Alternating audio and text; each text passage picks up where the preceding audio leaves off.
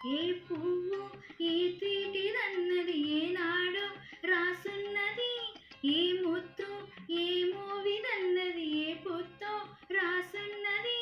బంధాలై పెనవేయు వయసుకు అందాలే దాసోహమనగా, మందారం విరబూయు పెదవుల మధువులనే చని చూడమనగా, పరువాలే ప్రణయాలే స్వప్నాలే స్వర్గాలై